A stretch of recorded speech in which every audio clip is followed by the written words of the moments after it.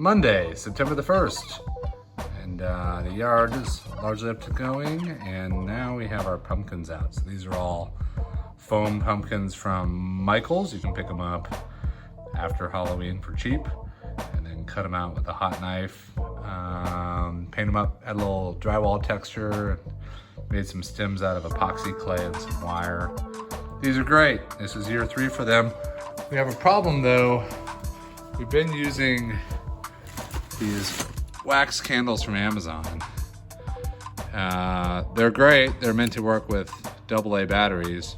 We've wired them up so that they can clip onto low voltage line, but two problems. All right, these melt in the heat, so you wind up with sad looking candles like this. It's way too hot in Texas to leave these things out. They just melt and slough over, which isn't awesome. Makes it hard for them to get them inside the pumpkin, and they're a little fragile, and the base kind of sucks. So we're replacing all this nonsense. So I have 18 pumpkins and then 6 additional candles I want to make for the haunt this year. So I'm trying to do that with PVC. So we are following the Van Oaks props model here. 2-inch PVC. We've marked with a Sharpie, kind of a drippy edge on these things. We've got short ones, medium ones, and long ones, depending on the height of the pumpkin over there. And then using my bench grinder to grind out that edge. And then we're adding Surebond hot glue. Let me walk around all my mess over here. Surebond hot glue to make the drips.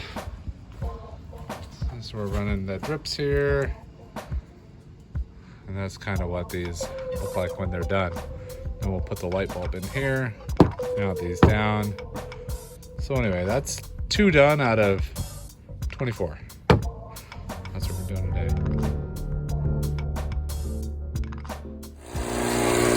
Now Van Oaks props recommend using your Dremel. I found that to be really annoying given how many I have to do. But I've got this handy dandy bench grinder here. Make short work of it.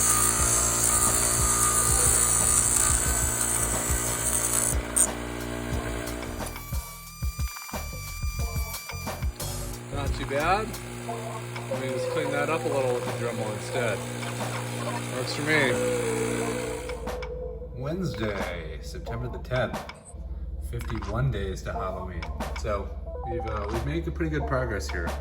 We started on the 1st, cutting out these out of 2-inch PVC and using the bench grinder to kind of give it a melty edge. I'm going back over it with hot glue and making the drips using the Van Oaks props method. Big shout out to them. Derek is amazing. And then using a heat gun to kind of melt the drips together. And then I prime these with some paint primer spray paint just to help out, and then put on a little bit of thinned down brown acrylic that I put on and then wiped off. It's gonna give it an old aged look. And then I took my Dremel and cut a little notch in the bottom to run the wires out the other end. So I've got 33 of these all ready to roll. I've got them for the lights inside the haunt, a couple extras, do the tombstones outside. And I've made these little stands. So I used to use wood and that got kind of warpy. These are the cheapest plastic I could find at Home Depot. These I think are 79 cents a piece. And I drilled a hole in them so that I can put a stake through it and stake this down to the ground, and then put the candle on top, and then put the pumpkin on top of that. So that should help keep them kind of anchored in place.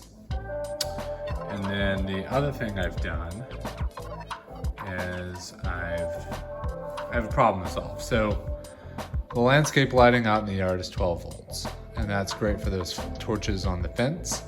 But these candles run at 3 volts, so we needed a way to step that down. So I've got a step down voltage converter here.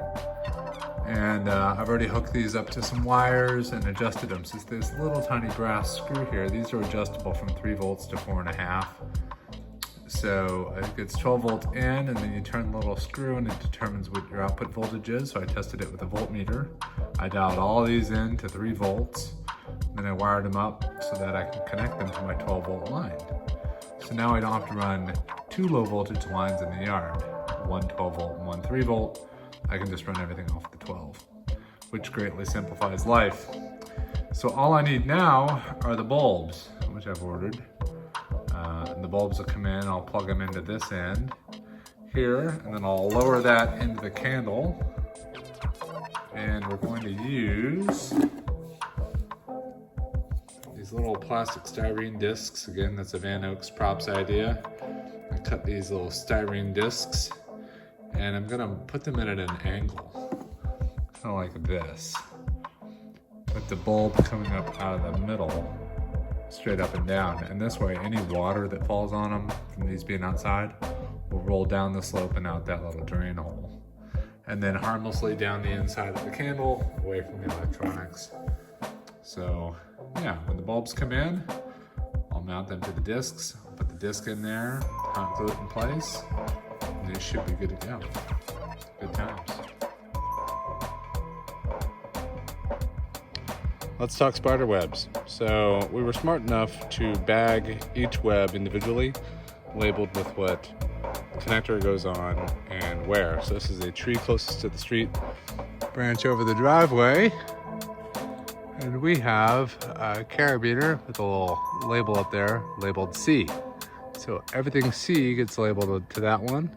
We stretch them across. So we have pre-labeled hooks all around the property, up in the trees and up on the house. So right now it's just a matter of matching up the bags to the connectors. So you see this one way up there, right in the middle above the window, and getting them deployed. I'm not gonna do the ladder without any help, but that's how we do it. Again, a little helpful bit from past me. Made these nice laminated labels with carabiners clipped onto each webbing section. So I just matched the labels up. The one up at the top of the tree is labeled C. This one's C3. We're just gonna clip it on up there. And as you can see, we've done all the low webs. So we've taken all of our web sections, and these are just beef netting. Buy a big roll of beef netting online, and then you roll it out. It's like a big tube sock. You cut off the sections you want, and then you take like an X-Acto knife or scissors and cut slits and then stretch them out, and that's how you make all the holes in it. And then I just tied a knot at the top of mine, and they all have those carabiners we looked at earlier. They give a nice texture to the yard. They also catch the light from the DMX lighting. They look really cool. They feed into our spider motif. And we've got the spider webs coming out the back of her there, connecting her to the scene.